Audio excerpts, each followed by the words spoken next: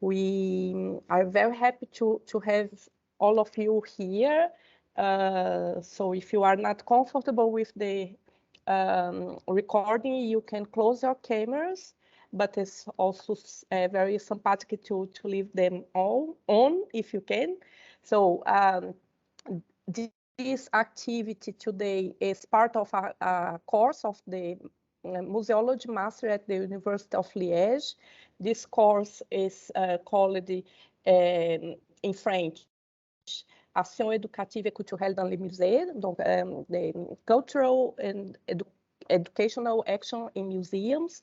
Today is the last day in the academic year, and we are very happy to organize this activity with Viviane Sarraf.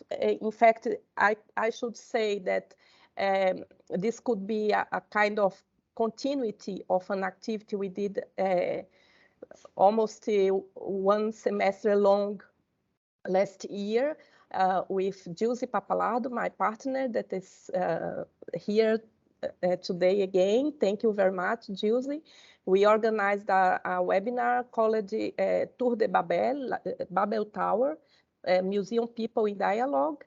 And I think it was missing something about the work of Waldisa Rússio. She is a very important inspiration for our work in the museum field with a social approach, and very interested in the questions of education and democratization. So we have this opportunity now, and the video will be in our YouTube channel later. So it's like a continuity of the videos we already have there with all the webinar from last year. So I want to thank you, Gilsi, for being here and for helping us to record and organize this virtual room, because our guest, Viviane Sarraf, is in São Paulo now, in Brazil. And I also thank you to Alex Nissen, the assistant of the Service de Museology, who organized the inscriptions for this and all the diffusion for this event. So now I will also present and thank you, Viviane Sarraf. Viviane is a research associate and professor in the Brazilian Cultural and Identities program at the Institute of Brazilian Studies at the University of São Paulo. She is also a professor of museology, cultural and education master program at the PUC São Paulo, coordinator of the Study and Research Group on Accessibility in Museums, and founder and consultant of Museus Acessíveis in Brazil. So, Viviane, we are very happy to have you here and to learn more about the thoughts and the work of Waldisa Rússio, especially with this subject you will talk today: accessibility, representativeness, and cultural rights in museums. You have the floor. So I close my microphone and I ask the people interested in make questions to inscribe, raising the hand or writing in the chat. In the end, we go to the questions. Thank you very much. Well, good afternoon for you. I believe in your countries, it's good afternoon now, but from Brazilian and people from the South, good morning. Thank you very much, Manuelina, to this invitation, and thank you also, Gilsi, for organizing the speech, and all of you that are participating today with this team. I will talk to you. So I organize my presentation with some concepts that I work based on the thought of Waldisa Rússio, and after I will present some of the projects that Waldisa developed in Brazil that reinforce the concepts of accessibility, representativeness, and cultural rights in museums. My research in the Institute of Brazilian Studies, where I work, it's financed by FAPESP. It's a state agents of research in São Paulo, and I developed the research in the institute. Today I will talk about the concepts of museology, museum studies, and social sciences that reinforce the urgency of development of accessibility, representativeness, and defense of cultural rights of people with disabilities and other minority groups, as people with neurodiversity, Black people, Native people, LGBT plus, and propositions and results of researches about the field and case of museums and exhibitions that put these challenges in practice. And the thought and projects of Waldisa Rússio. Waldisa was a Brazilian museologist that died in 1990, very young, with 55 years old, and a lot of her legacy was a little bit forgotten after her death.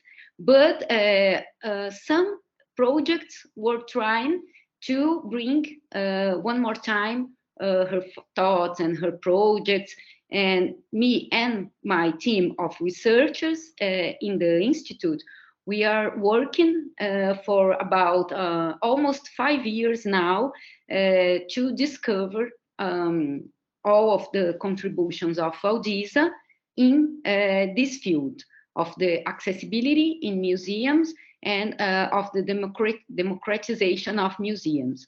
So we work in the archives of Waldisa that are preserved by the Institute of Brazilian Studies that have about 30,000 documents to research. It's a lot of things.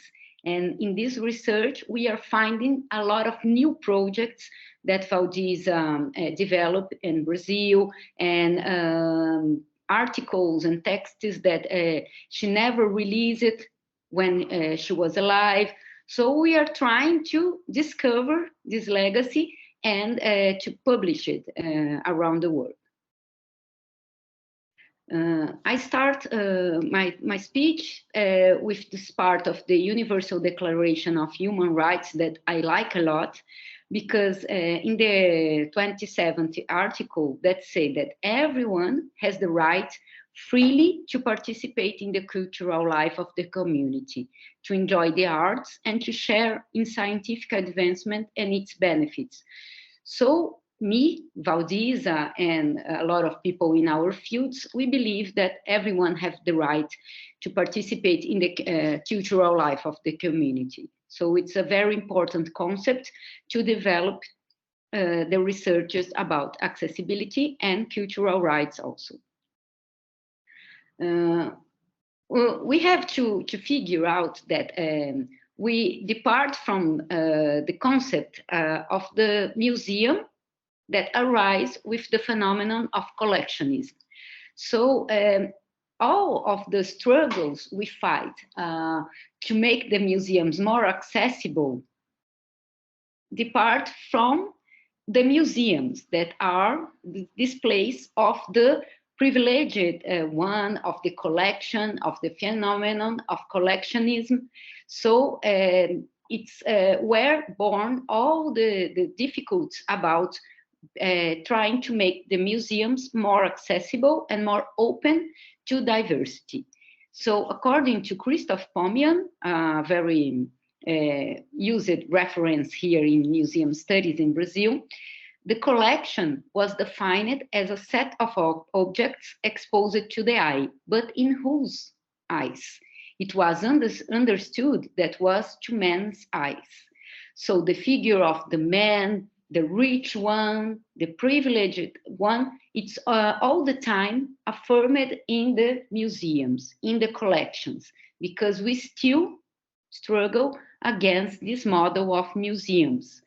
As the cabinets of curiosities, here I have just some images to illustrate these cabinets that nowadays are part of the big and national museums around the world, like the Museum of Louvre in France, like the National Museum here in Brazil, in Rio de Janeiro, that I believe you know, have the big fire in 2018 in Brazil, and a lot of our museums that still maintaining this kind of collections and this kind of exhibition that have the delight of the vision and oppressed the people with their diversities in museums. About the cabinets of curiosities, Pomian have this also this text that called Collection in the Encyclopedia Einaudi, publication of Portugal. And he said that he defined the cabinets of curiosities as the objects kept outside of the circuit of economic activities, were accumulated not only in temples, but also in the residence of those in power. Ambassadors brought them gifts, which are sometimes shown to the crowds who attend their arrival, and always to courtiers. Tributes and spoils also flowered there. So the cabinets of curiosities was this place where only the privileged people could visit, and it was take place for ceremonies, for processions, and always the ostentation of pomp.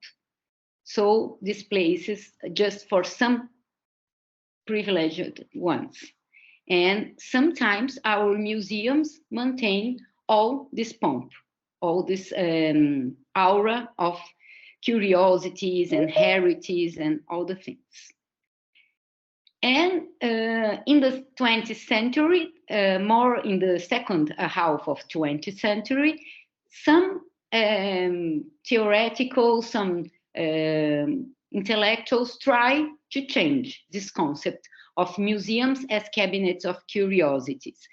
So Waldisa Rússio always have this question in her work: museums for whom and museums for what? So to try to answer this question, I have here a quoting of Pierre Bourdieu that call the mystical representation of the aesthetical experience can make the grace of the artistical vision called I, but be aristocratically reserved by some to certain chosen ones, while other granted with liberality to the poor of spirit. So when Bourdieu make his research in museums of Europe, that after was released as a book, The Love of Art, about the European art museums in Europe, he finds this thought about the relation of the art museums in Europe with their different audiences. And then we have some documents, very important documents, released by ICON and also by UNESCO that try to change this position of the museums, this aura of the museums, facing people, facing different audience, and facing the changes that was necessary to connect people with the museums. And one of this main document that was arised from a lot of meetings and a mission of UNESCO, it was about the education and social role of the museums. So this concept of the educational role of the museums were preconized by UNESCO in observance the education programs in North American French museums that were trying to connect with different audiences. So to bring workers to museums and to begin the first educational programs in these museums, to approach with different audiences. So UNESCO promote some regional meetings around the world about the theme of the educational role of museum. And in 1958, the last meeting happened in Rio de Janeiro, here in Brazil, that were arised the letter of Rio de Janeiro about the educational role of museums. Together with this new line of thought of museums to make more connection with people, we have also the cultural revolution that happens in the end of the 60s in Europe, and more with the students in France. So about the thought of cultural revolution that meets the museum field, we have that the movement activists demanded exhibition that considered different audiences with more didactical modes of representation that those related only to contemplation, and that museums would stop being just depositories of artistic and cultural goods to become active and democratic instruments of human knowledge. So, putting together the concepts of the educational role about the letter of Rio de Janeiro that have these concepts recorded in this document and the aims of cultural revolution, we have more movements that try to democratize the museums. About the letter of Rio de Janeiro, here I brought a thought of Cristina Bruno and Marcelo Matos Araújo from Brazil that make a document to think about these main documents of ICOM and UNESCO. So they say that in the letter of Rio de Janeiro, it was affirmed that the traditionalism of the museum's conservatory of objects was to be overcome, where curiosities produced by man or nature were shown to transform into an attractive means of communication that could affect the real problems of the community. So it's this point of change in the thought of museology. And they talk about also the change of language and accessible communication. So they affirm in this document that the exhibition phenomenon as such has been going through a series of changes according to the historical context, and it is evident that technological innovations appear supporting the new design projects and changing its traditional profile. Today, museographic discourses, it's not just visual, but also multisensory. So this document where Cristina Bruno and Marcelo Matos discuss about the letter of Rio de Janeiro was called the contemporary museology documents that was released in 1995 here in Brazil. And other document was analyzed for Marcelo Matos Araújo and Cristina Bruno was also the Declaration of Santiago of Chile of 1972. The Declaration of Santiago do Chile, it's making 50 years in this year. So a lot of documents, a lot of publications, a lot of events was happening about the affirmations of the Declaration of Santiago do Chile. What is very important to mention that it's the meeting of Santiago do Chile and the declaration was have a huge influence of the thoughts of Paulo Freire, the Brazilian educator that inspired a lot of actual thoughts about museology and about education in museums. So in the Declaration of Santiago do Chile was the rise of the term integral museum that corresponded to the consideration of social problems within the museum and to the museum as action, a dynamic instrument of social change. So since this document was released, we have a real turn of in museology field. And this turn was also meeting with the thoughts of new museology, a very important movement that I believe Manuelina has talked about the new museology with you a lot, and we have an international movement of new museology that was created in 1984. And the thoughts of new museology and their propositions was very based in these documents of the Declaration of Santiago do Chile and the letter of educational role of museum. So some main concepts of the new museology, that the individual or the community or with the community become the center of action for museums. The influence of the Paulo Freire's ideal brought it in the first place for the Declaration of Santiago do Chile about the creation of the concepts of integral museum, that was the museum integrated to the community, and the eco-museum, and the arising of the models of the community museums, that was about the social development of some communities. The first community museums that was arised even in the end of 60, like the Anacostia Neighborhood Museum in Washington in the United States.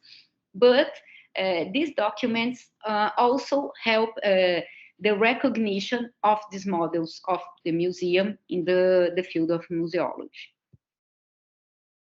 In Latin America, we have also another document very important, that was the Declaration of Caracas, Caracas, the capital of Venezuela, that was released in 1992. So this document was taught by a lot of professionals of museums from Latin America. In this year, Waldisa was not alive anymore because she died in 1990, but a lot of her thoughts and her influence was registered in this document. We don't have a lot of studies about the Declaration of Caracas, but I believe it's a very important document that was created in the South thought about museology. So the main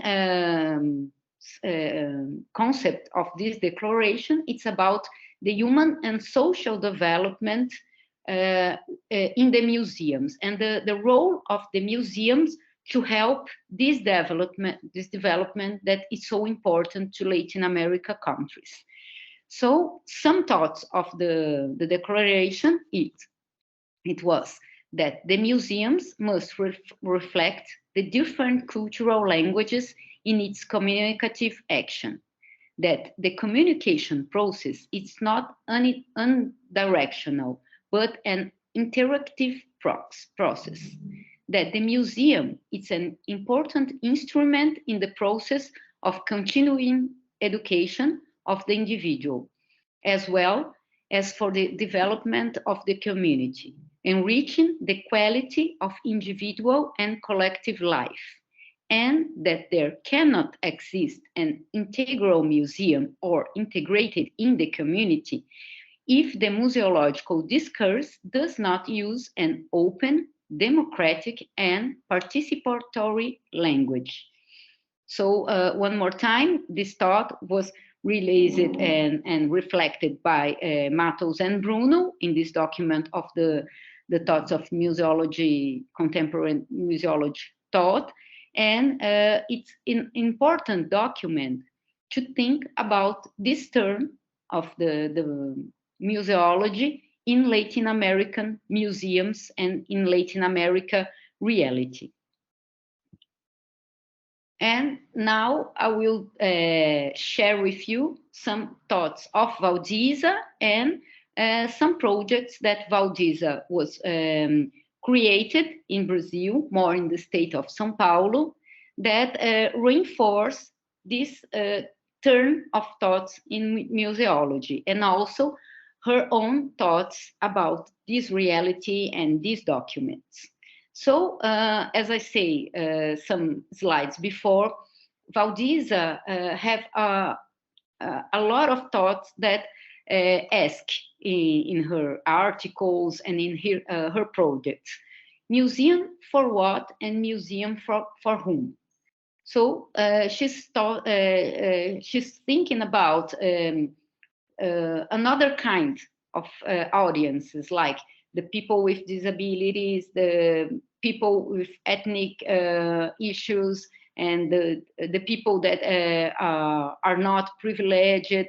So Waldisa used to work with these key concepts in her work.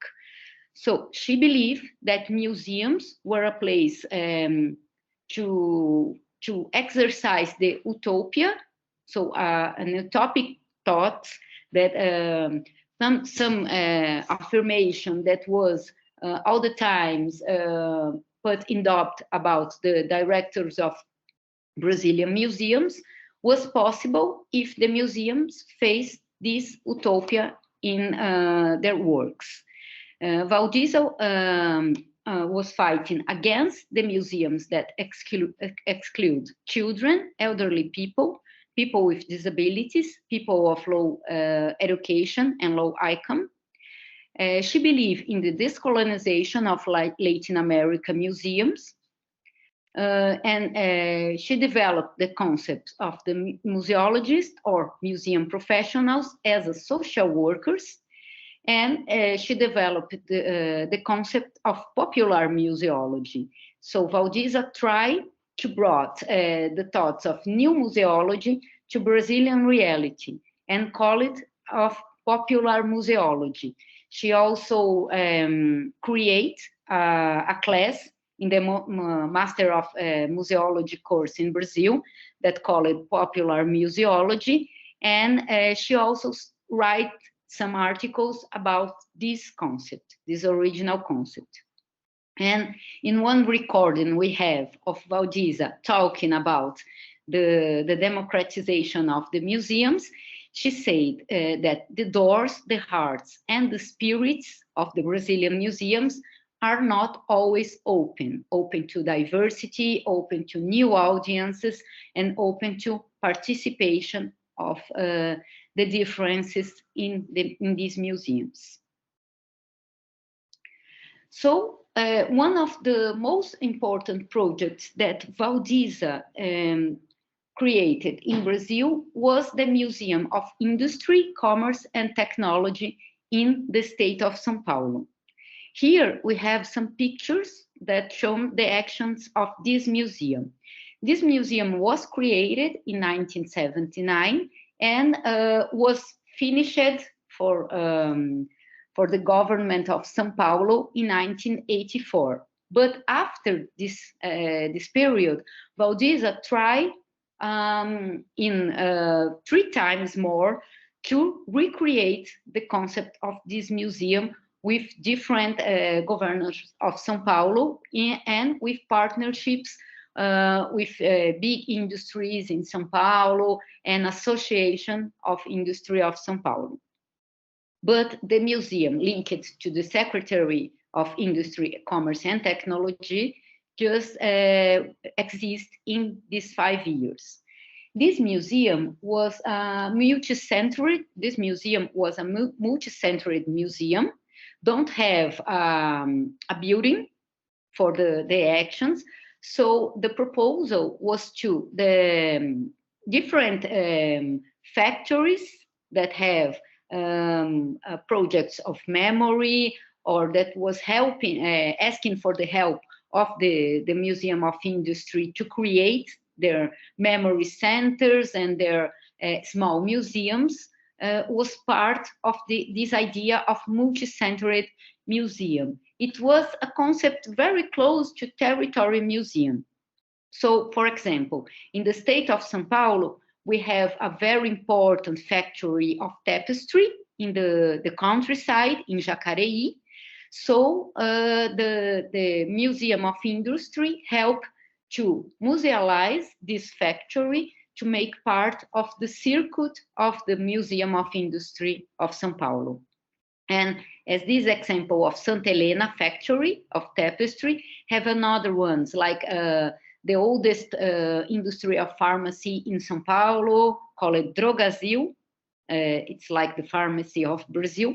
That was part of Museum of Industry also, and a factory of shoes, alpargatas, that until nowadays it's very important in Brazil, and another buildings or places of these factories in São Paulo was part of this territory museum. And you can imagine the state of São Paulo, it's a very big state. It's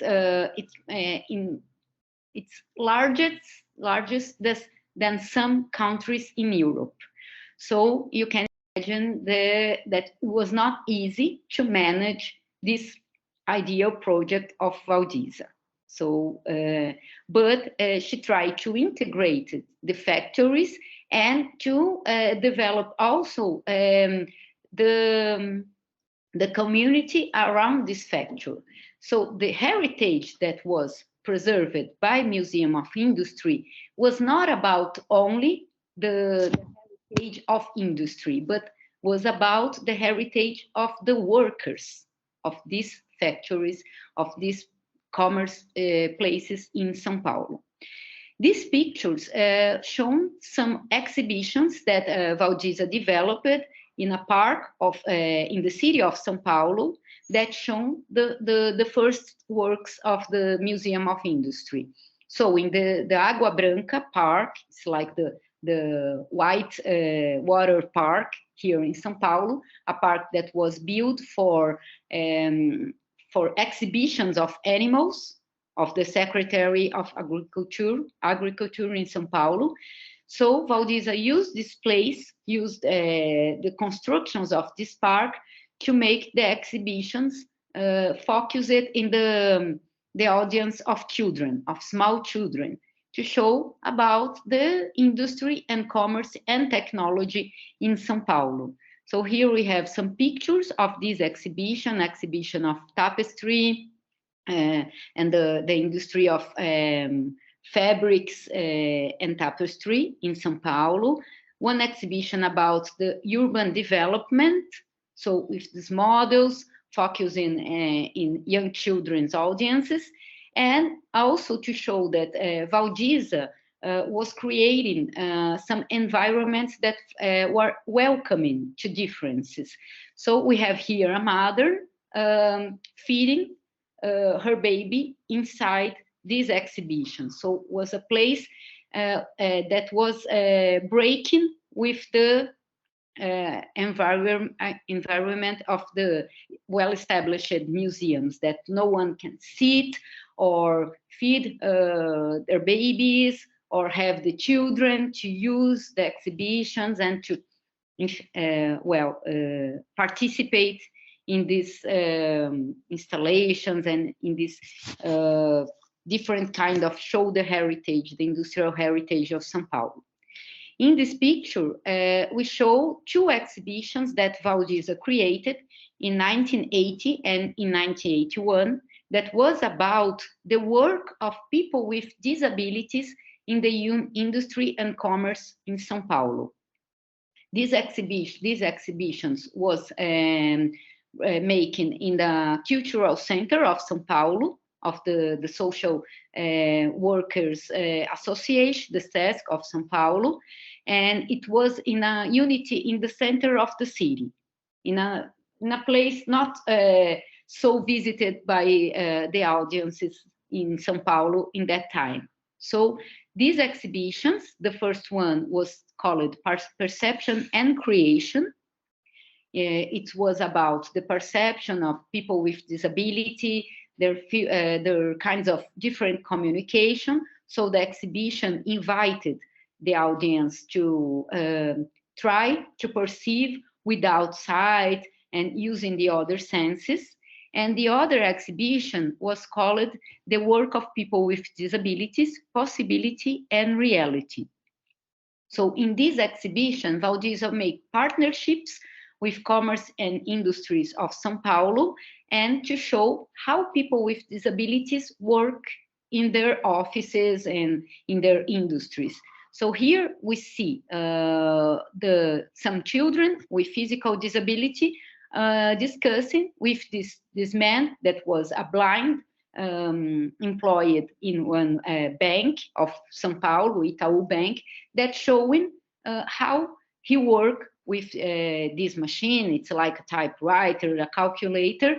So to try to break some prejudice about the people with disability that in Brazil and in São Paulo. And it's important to mention that in 1981, the Organization of the United Nations released this year as the year of the people with disability. So make a lot of campaigns around the world. And Waldisa, that was already have this mission to show the diversity of the workers of São Paulo in the Museum of Industry, was already mentioned this subject in her actions. And in the 1981, also make this exhibition trying to call attention to the workers with disability in São Paulo. In the same exhibition, Waldisa organized a cycle of debates that was called The Role of People with Disabilities in the Society. So here we have the program of this cycle of debates that have subjects very important for the movement of people with disabilities in Brazil. So about the professional inclusion, access to work, the architectonic barriers to access the cities, and the access to education, and the access of museums, the last round table of these events. And here it's very small, but the participation of the representatives of the movement of people with disability in São Paulo were in all of the round tables in 81. And in this time, we have a commission here in São Paulo that was creating the first Brazilian normative of accessibility, the normative of 84. So these professionals with and without disability that create this normative that is used until nowadays in Brazil was participating in this cycle of debates. Another project that Waldisa also created and released in São Paulo was the Science Station in 1987. So in this year, the Museum of Industry was already closed. The project was finished by the government, the governor of the state, but Waldisa is still working for the Secretary of Industry and Commerce in São Paulo. And she also was teaching in the Master of Museology course in the Foundation of Sociological and Political in São Paulo. And Waldisa released a very a reference in Brazil about these projects of museology that address two themes as diversity and inclusion and representativeness. So Waldisa was called by CNPq, it's like the Commission of Research in Brazil, to create this science museum, this science center delivered for the young audiences. So she created the concept of the Science Station. It was the first science center with interactiveness in Brazil.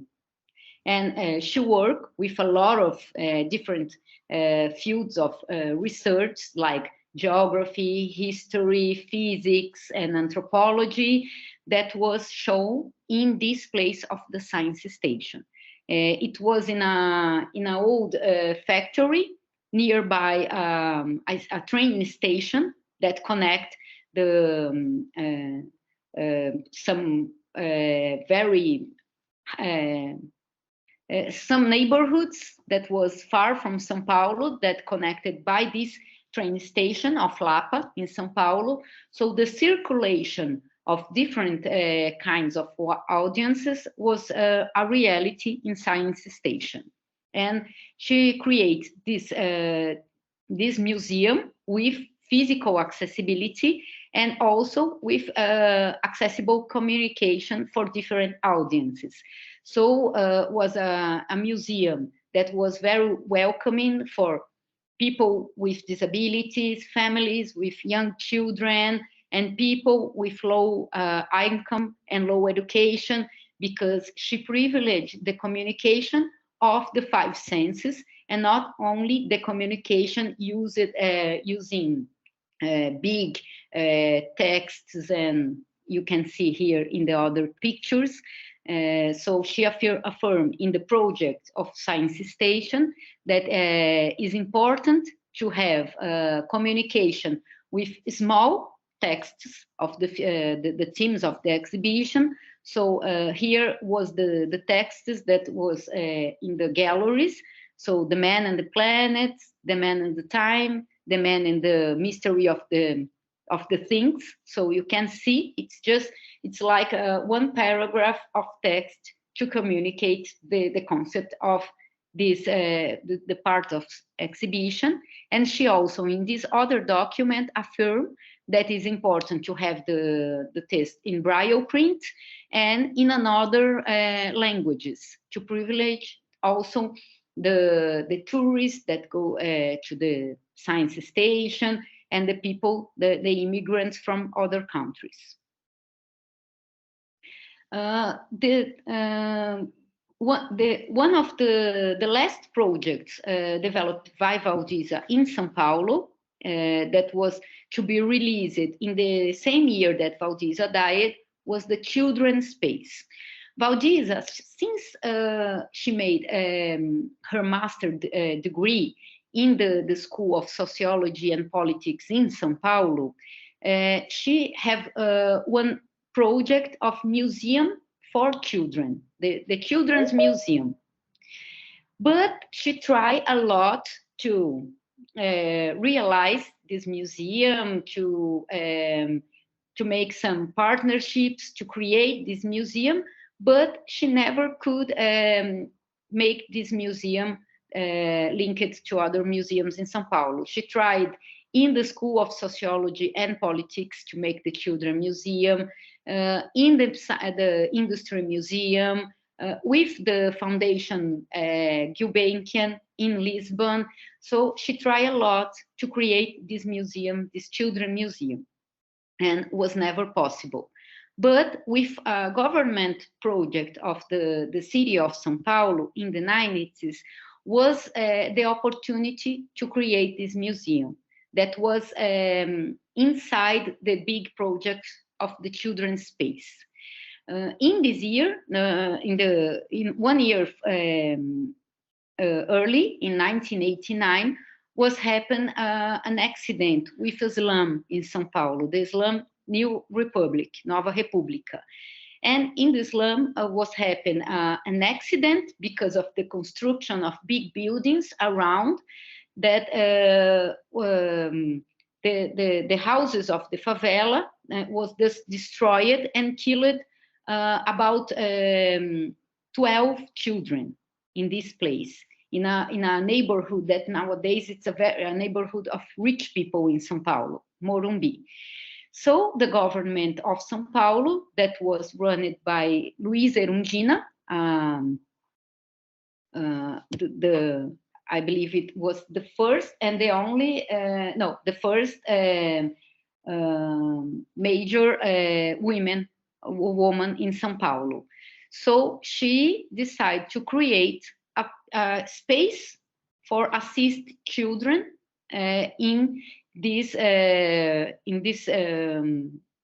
area of the favela Nova República. So the children's space was to assist children with educational space, with healthy assistance, and was also to have the Children Museum inside this children's space, this region of in the city of São Paulo.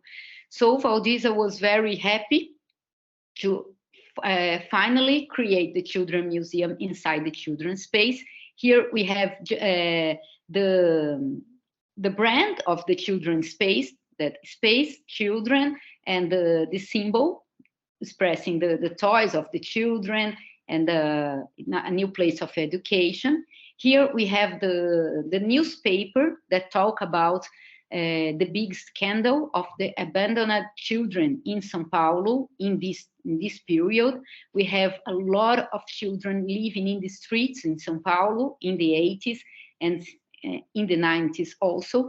And so the Waldisa was very worried about the children, these children abandoned in São Paulo.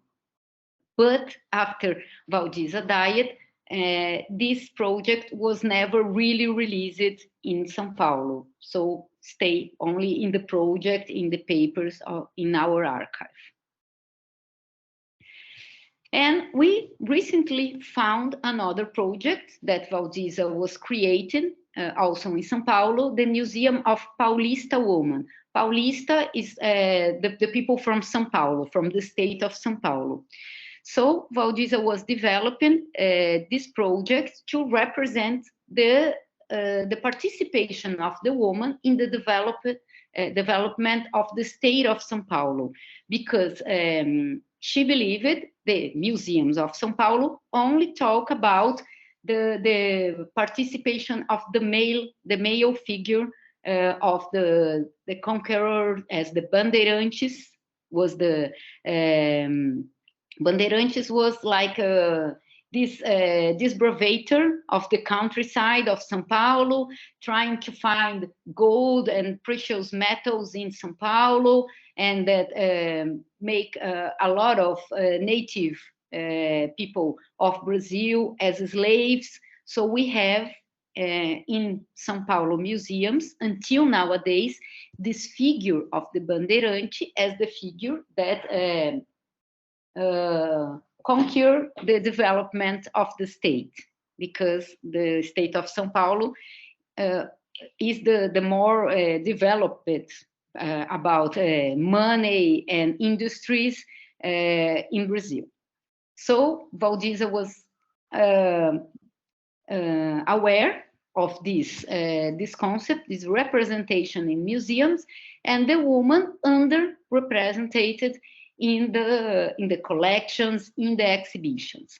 So she tried to make this project that one of these house museums that represented the figure of Bandeirante have to represent the Paulista woman, that since the beginning of the colonization in Brazil, the figure of the woman was who really created the city of São Paulo and the familiar environment and the small commerce in São Paulo, while the men, the bandeirante, go to the countryside to try to find these precious metals.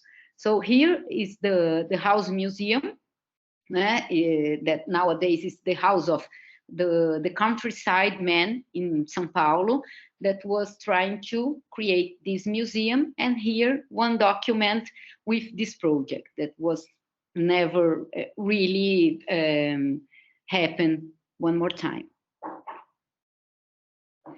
And Waldisa, as we see in the project of the Museum of Industry and in the science station, in other museums, in other actions that she participates, Waldisa always reflect about the accessibility in museums, and the museums open for audience with these people with disabilities, and what about these changes also can help with benefits for other audiences. So here I brought a thought of Waldisa in the project of the first community museum of Brazil, the Museum of Bexiga, of the neighborhood of Bexiga in São Paulo. And she talked about the accessibility in this quoting inside the project.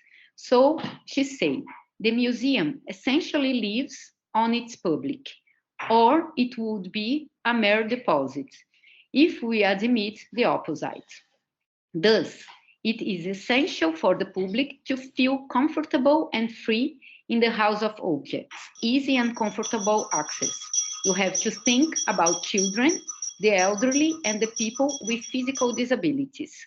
Rest areas intervening the walk through the exhibition, and above all, a pleasant atmosphere, supports that do not force exercises or of extension and flexion of the body, and light that does not dazzle or force the exaggerate and frequent accommodation of the eye. So this thought was released in the project of Museum of Bexiga in 1982. And we are still discussing about this concept and these concepts of accessibility in museums nowadays in 2022. So we have to stop and think what is happening that after 40 years, we're still facing the same struggle with the people who make the exhibition in museums. And here I brought another thought, more recent, of my colleagues Antonio Espinosa Ruiz and Carmina Ledó from Spain, for Villa Museum in Spain, that reflect about accessibility for what and for whom. So they mention that what is a normal visitor if something that characterizes society is precisely its diversity, which is the norm and not the exception of the human dimension. Therefore, it is not a question of integrating those who are different into the museum, but of starting from the fact that we all have different capacities and needs, and we contribute unique experiences to society that derived from individual values. So here they are presenting us this concept of diversity of the audiences.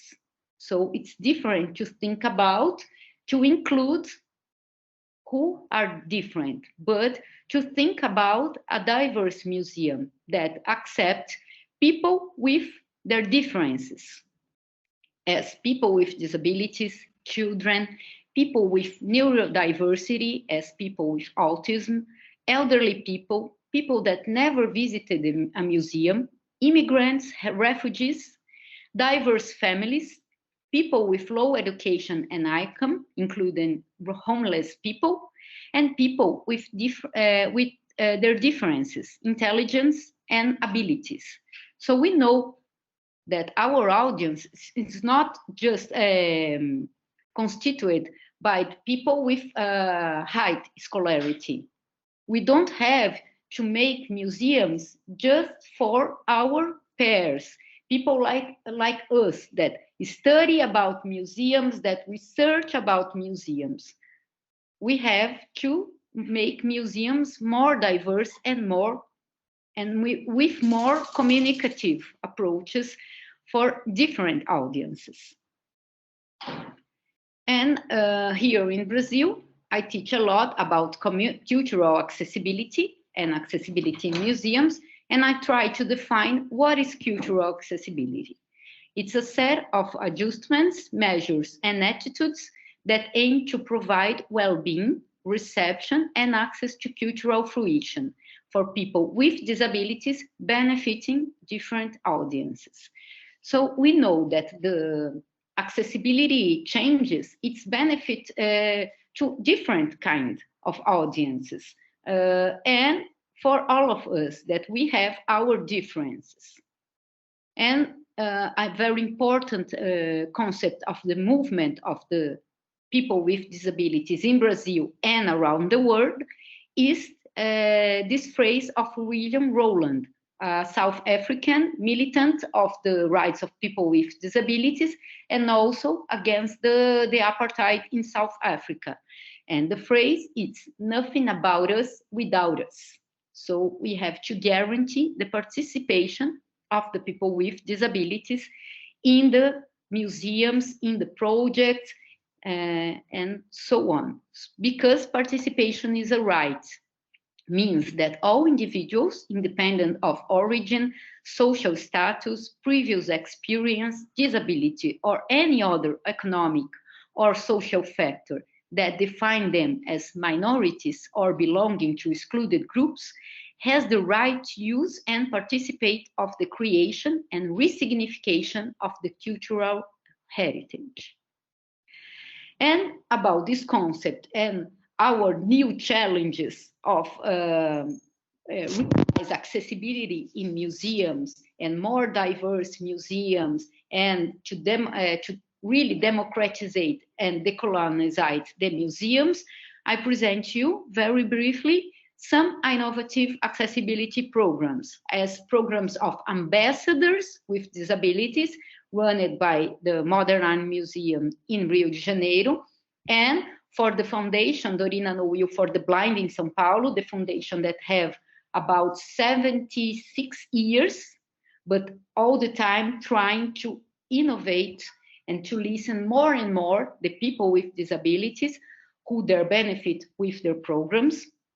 Residents for artists, educators, and curators with disabilities, also run by the Modern Art Museum in Rio de Janeiro, in the Museum of Football in São Paulo, and the Demonstra project, an art project run by Daniel Moraes, a Brazilian researcher that lives in Lisbon nowadays and finishing his master's degree in the Lisbon University, and also programs that allowed new uses of cultural spaces as programs of the Smithsonian Institute, the Search program that help people with intellectual disability to have the inclusive employment in the museums of Smithsonian. So it's a trainee program delivered for people with intellectual disabilities, and another program called Morning at the Museums. And in Morning at the Museums, the audiences with autism can visit the Smithsonian museums 2 hours before the opening to the big audience in a place with low sounds, with a very well illuminated exhibitions, to have a more welcoming space with for the differences brought by autism conditions.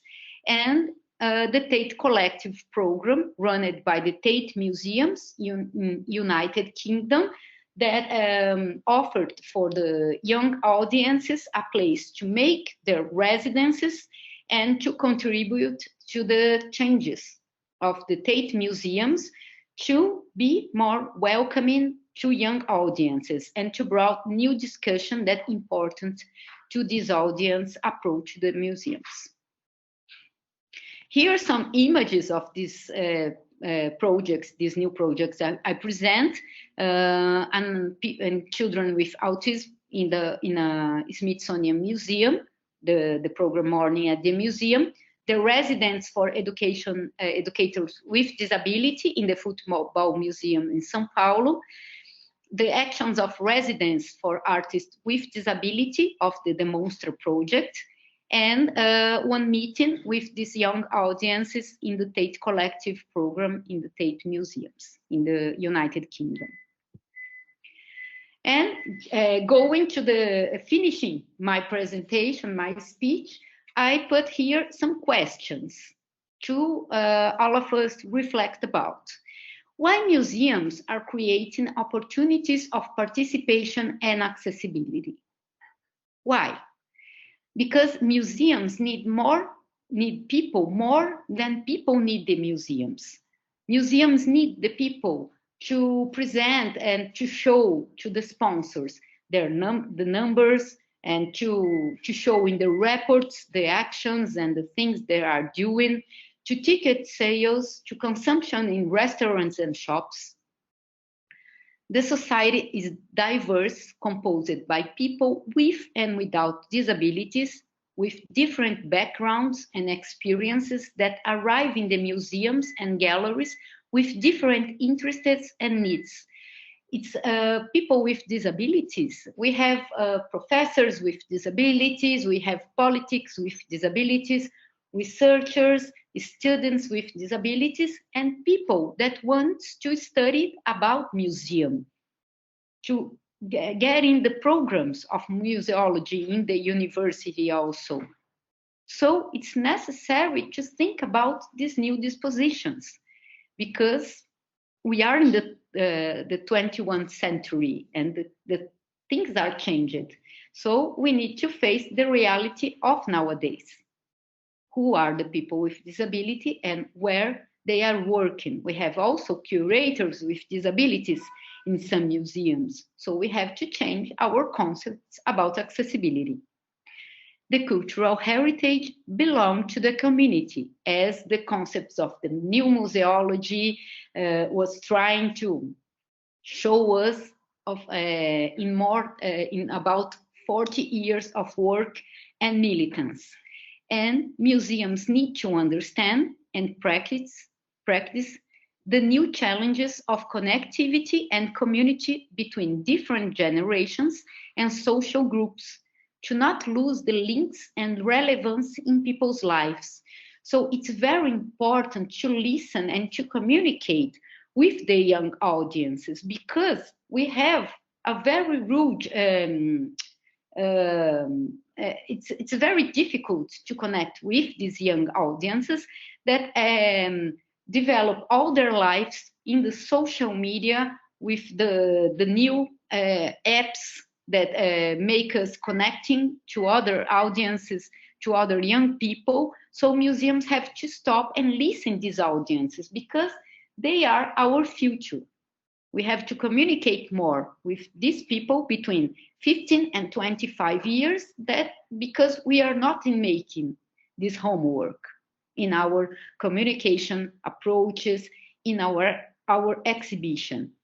The young people, the people with disabilities, the people with low income also make part of our society, but they are underrepresented in the museums and in the exhibitions. We have to assume.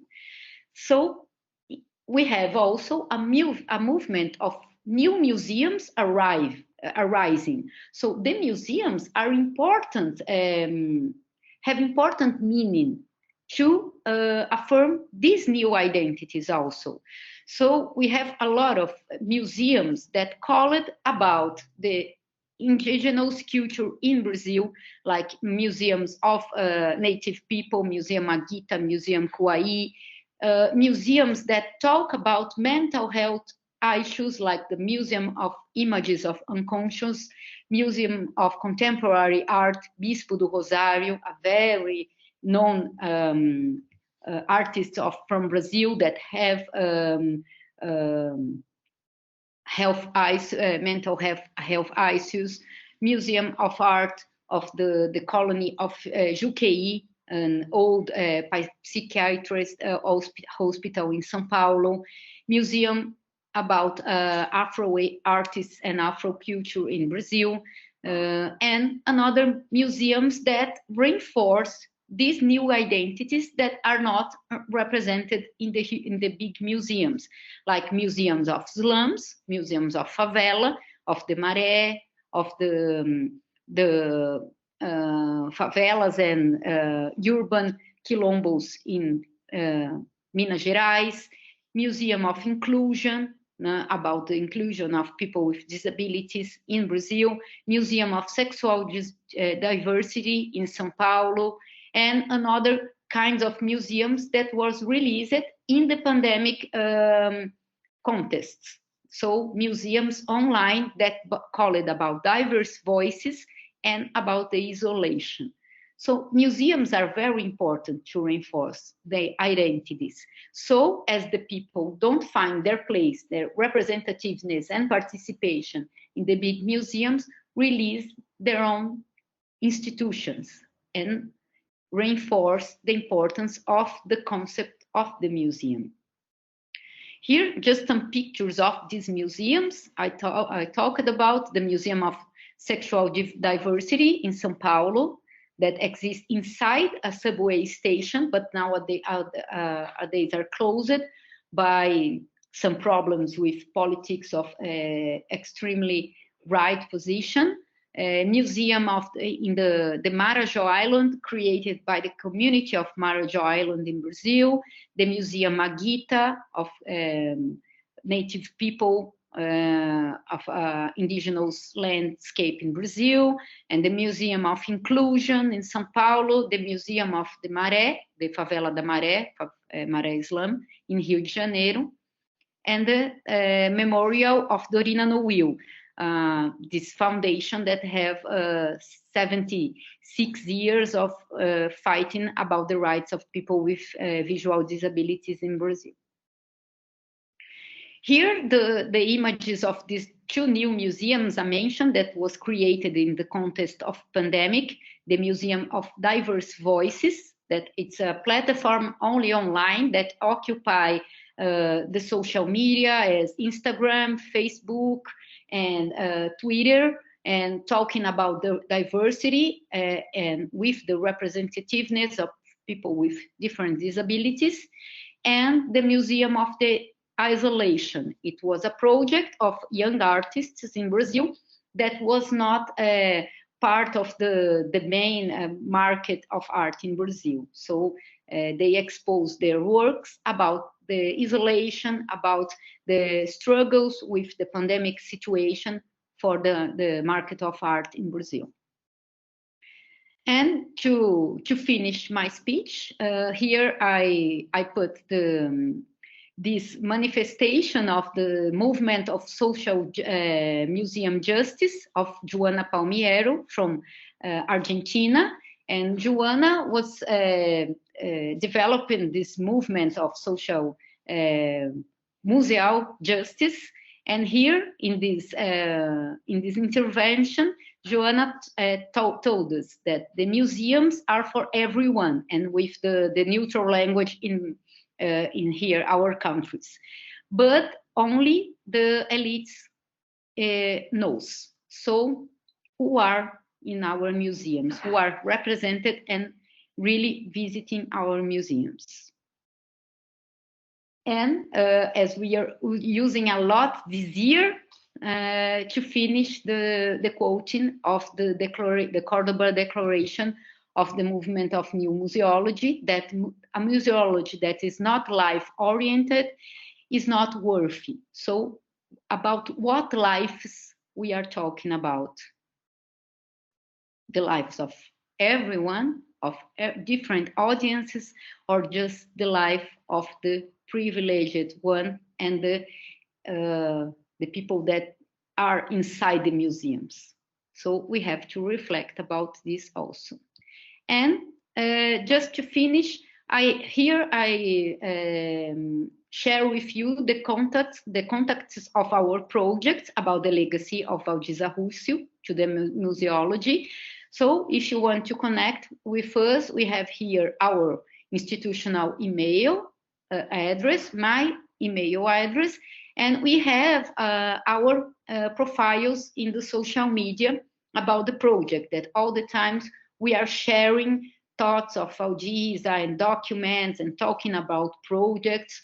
So the Instagram profile and our link tree that you can download publications, articles. We have a publication that we make with the the Committee of Latin America of ICOFOM, where we release 6 articles of Waldisa, unedited material in Portuguese, Spanish, and English. So you can download these and other materials about our project and listen our podcasts, only in Portuguese, sorry, in these channels. So thank you very much for the opportunity to talk with you about these teams and about Waldisa thoughts and projects. And now I'm here to listen you and to share and to ask some questions. Thank you very much, Viviane. We are very happy to hear you finally have the presentation of this important project. And I will put here in the chat the link for the book you mentioned about Waldisa Rússio, published by Ecofon, but because she has very few texts in English. Sometimes you found in old publications of Ecofon, but it's important that Ecofon gave this space last years to a specific and exclusive publication of her texts. So it was very rich presentation. I think it's very exciting to us to see, to confirm each time we see this kind of presentations that Waldisa Rússio was so much pioneer in her time, because in fact her work was in the 70s and 80s. Almost she didn't leave the 90s, and she was talking about several subjects that can be considered nowadays like new subjects for museums and museology, but she was already working with them so much time before. I have some questions or comments, but maybe I leave the floor for the ones that want to make questions. We still don't have inscriptions, but I'm very happy to see here a lot of people that like to discuss and put questions. Don't be shy. Juicy, you can open your mic. Thanks. I just first of all, want to thank you, because it was a very dense and interesting presentation. I really appreciated also the way you gave us a picture of the life of the thought of and the contribution of Waldisa, and also linking to some current experiences. And so just thank. The question. I have one question that is more urgent for me, and another one that is more just, trying to reflecting about some topics. But so I will start with the first, more urgent. As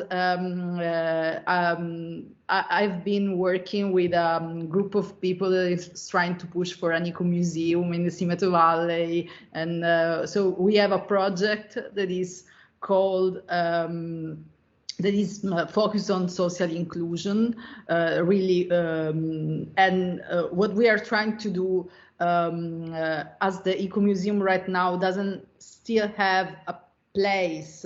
So it's not a matter of, making that place accessible, but we are trying to work.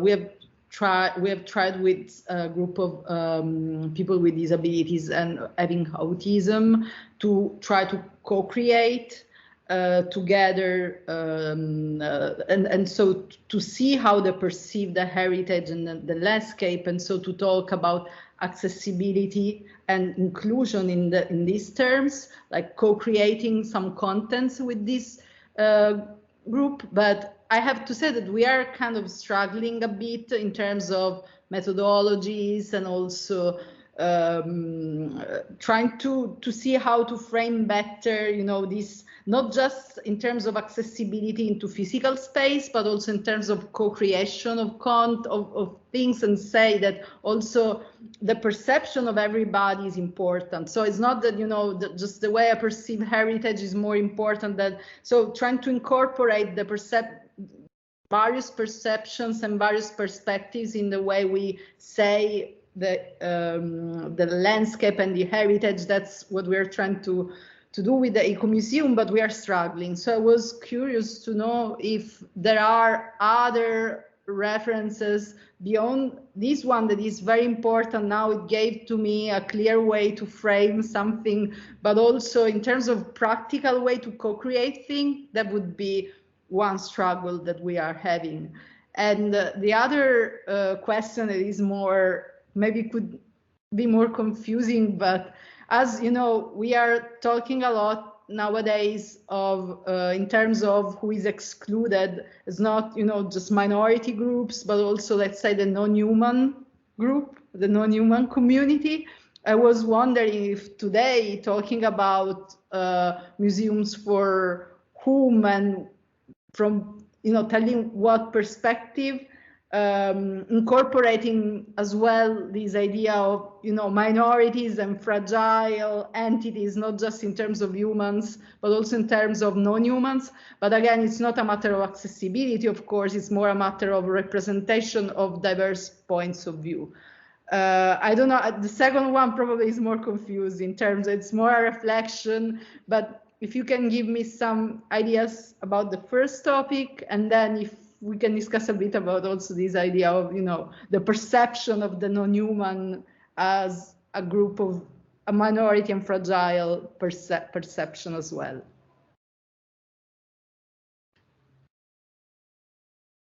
Thank you. Thank you for your questions, Jussi. I'm very curious about this project you mentioned in the first question. And if I can help in any way, please ask me. I have a lot of references to help you to work with this conception of the co-creation projects with people with disabilities. I make my postdoc research about the participatory and accessible curatorship. So I research because in 2013, when I began this research, we have a very few projects that work with the participatory curatorship with people with disabilities. But I have a very well partner in United Kingdom, in the University of Leeds, that is Jade French. And Jade work with groups of people with intellectual disabilities, creating projects of exhibitions and supporting the creative process of artists with intellectual disabilities. So she's a very good reference. Jade French, I will write here in the chat, so you can find some articles and some research run by Jade. And in her PhD thesis, she related a process of curatorship of an exhibition in the Blue Coat, Liverpool, a cultural center, with a group of people with intellectual disabilities. So they created an contemporary art exhibition. So she detailed all the process of co-creation. I have also other projects to share with you. I don't have many publications in English about this subject, but I published it in the Museum International magazine an article about my research, my postdoc research, that mentioned some participatory projects with people with disabilities or another collectives like young children and native people from Brazil also. So I believe these references can help you. And the good news that is now in 2022, a lot of participatory projects start to be developed after I made my research. So have a lot of projects like this one I mentioned of the Football Museum that called it's a residence for educators with disability. It called it Deficiente Residente. It's like the people with residence for people with disabilities. It was a project that spent about 6 or 7 years in the Football Museum. And in each year, they have different residents. So residents with visual disabilities, with autism, with physical disabilities that work with the team of educators of the museum, helping the museum to update the questions about the disabilities and the participation. So you can try to find some article. I don't know if have, but you are talking Portuguese too, so I will write here the name of the project. Thanks. And have some videos in YouTube, small documentaries, also very, very good to learn about this project. And the Waldisa project that she made in the industry museum, also this exhibition of the 81 about the work of the people with disabilities, was very interesting. We have some material in our archives, so if you want to consider in your research, you can send me an email and we officialize with the institution. I share with you some material, and you also can use, because it's a very huge experience. And the second question about non-humans, I'm a little bit confused. I don't know if you can explain me a little bit more, because I think I understand, but I don't have. Yeah, not right. Still, it comes from my direct experience. We are working at Eco Museum of a river. So considering, the rivers, the natural elements themselves are something to not just to, protect or defend, but incorporating their perspective. It's just, of course, it's just, a way we say things. It's a way of framing, but it's not that what we do is because it's for the benefit of the human communities, but we want to say the story of the river from the perspective of the river, and like that. Of course, it's not a matter of accessibility. It is still a matter of incorporating diverse points of view and pointing out that, on the planet it's not just human beings, and among the minorities and fragile entities, there are also these entities. But again, maybe it's a bit too far from what we have discussed today, because yes, we are discussing about accessibility and stuff. So, but when you said museums for whom, then it opened my mind, and you had the list, that in that list, yes, we have minorities and groups, but also maybe nowadays we have to start thinking a lot about that list and saying, okay, this is for accessibility, of course, but among the fragile groups on Earth, there are not just humans. So it was more a comment, not a question, maybe. But again, and thanks a lot again for what you have said today, because it really gave, to me at least, I didn't know a lot about Waldisa Rússio, not that much, and it gave a great, framework for many things that are very important nowadays. So yeah.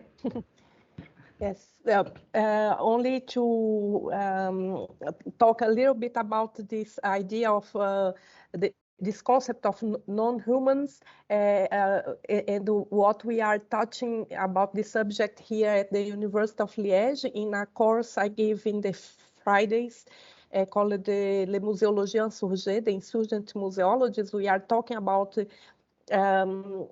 this changement that we are having now from multiculturalism for multinaturalism, and the idea exactly that the actors in the society or in life are not only human beings, but all the kind of beings like animals, landscape, etc. I think Julie, as she works with Eco Museum, she is very linked with these discussions that sometimes are very new for the people working in the cultural area, that still has a tendency to separate culture and the nature. But I think the future is to put everything together. Yes, yes. Now you explain, Manuelina and Juicy. We are here in Brazil, we have some discussions about Anthropocene. I don't know, I believe it's very related to this concept of non-human. And we have here one, Ailton Krenak.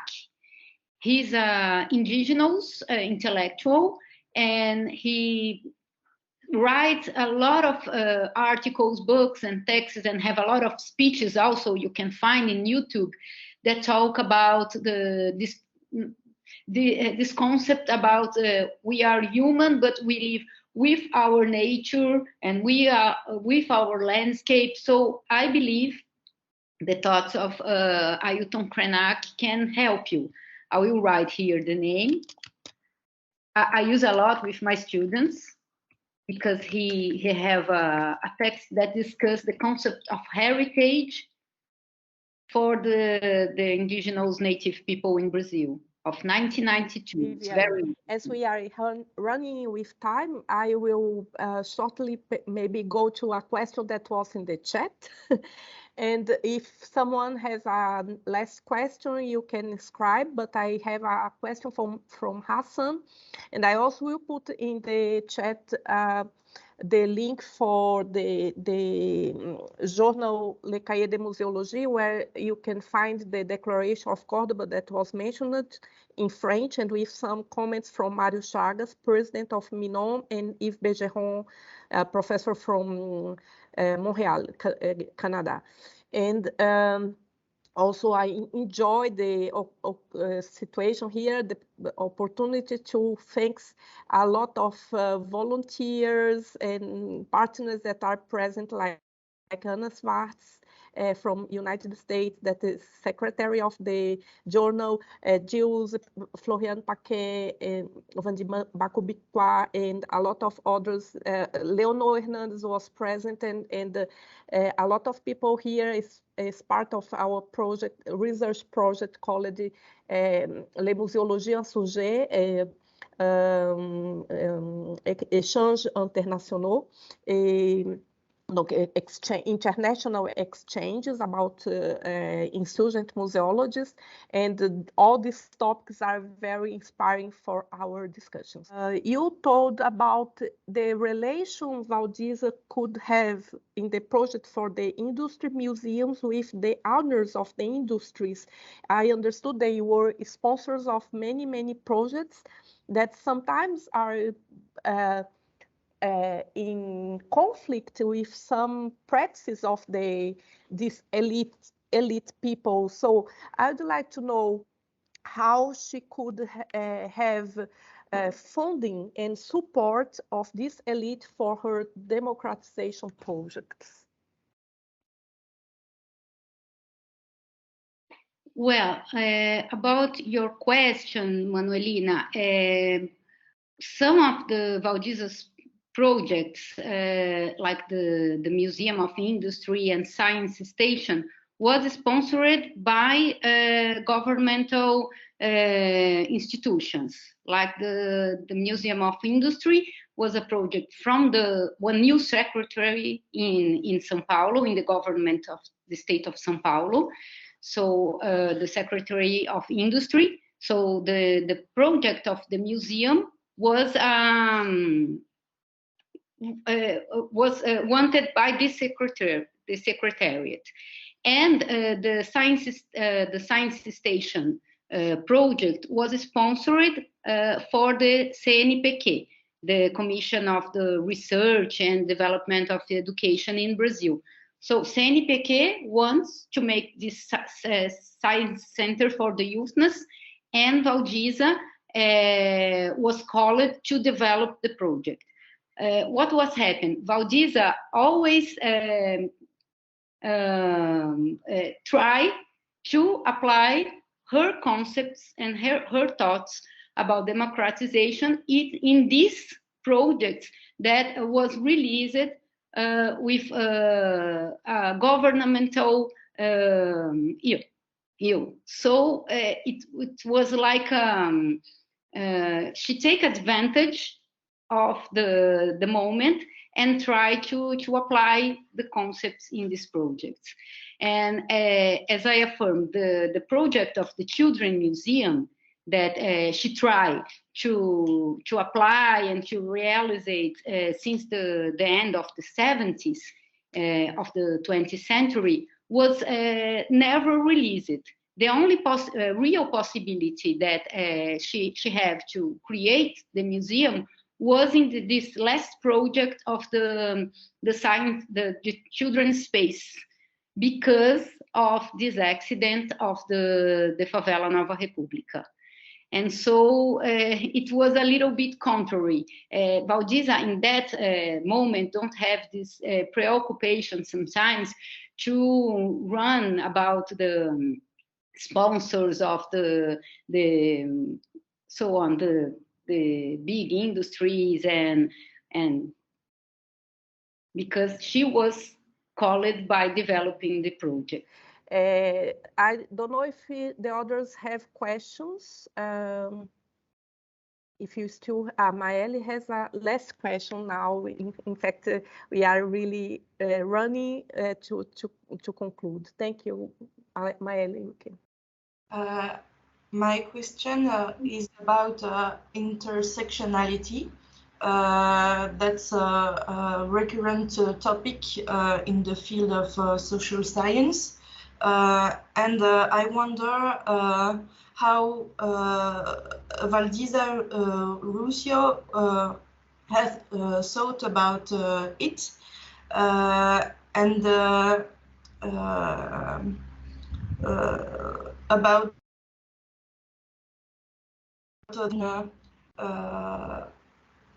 with children with disabilities, and how it was been concretized.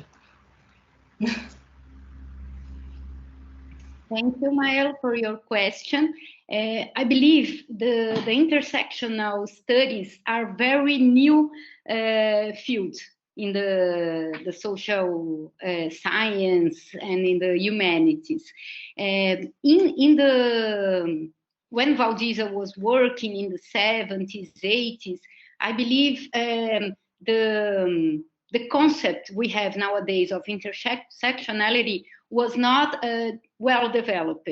But in her texts and her articles, she's always trying to connect the struggles of the people with disabilities, children with disabilities, to another questions, to another social questions, as the participation of the women in museums, in the places of coordination and directing of museums, and people with ethnic issues. And so she, in her thought, was trying to make these interconnections that nowadays we understand as intersectionalism. But I don't know if in that time it was recognized like intersectional studies. But nowadays are a very important field to develop it, and we are using a lot of this approach in actual discussion about accessibility and participation also. I don't know if it helped you, but this. Thank you. You're welcome. So thank you very much, Viviane. If you want to put your email in the chat, maybe the students can contact you or the other participants to other questions later. I only want to underline that it's very interesting you are working with the concept of accessibility, because when in the 90s, more or less, I start to see discussions in Brazil about inclusion and accessibility. Sometimes they were very used as synonyms, and to me, inclusion was something bigger after we started to talk about not only physical inclusion but also cognitive inclusion, for example. Then I also always had this impression that term for inclusion was wider and accessibility more linked with physical and mental disabilities. But I thought very interesting, like you put again together both, but not to make inclusion be smaller, but make accessibility very wide, because your idea of accessibility, in fact, is touching different minorities and not only the people with disability. So maybe some people came here today thinking specifically about physical accessibility, and in fact we had a very interesting discussion that was touching also other minorities like LGBT plus and children, women, and different social groups. Thank you very much for bringing these ideas, inspiration, and to complete our Babel Tower, because we talked about a lot about Paulo Freire, for example. That is another a strong inspiration for us, but really it was missing this touch of Waldisa Rússio. And also, you said you want to know more about the project of Juicy. Also, of course, you can exchange by emails, but a lot of these webinars online were talking about the experience in the Cimeto Valley, and I enjoy the opportunity here to say to you and to everybody that we are publishing this year by Ecofon the proceedings. A lack of proceedings, a kind of proceedings is not exactly the texts that were presented, and not everybody that was in the webinars decided to send us the text, but it's a beautiful book with very important contributions from Hugues de Varine, from Alberto Garlandini, the ICOM president, from Bruno Brulon, and from the people from Cimeto Valley, in an article very interesting, written very collectively. And I think this book will close in a very beautiful way our journey in the Babel Tower. So thank you for making part of this journey with us, Viviane. Thank you so much. It was an honor to be here with you, with Manuelina. That's a very important researcher and professor around the world. Thank you very much for the opportunity. And I'm still available to discuss and help you by email if you want, okay?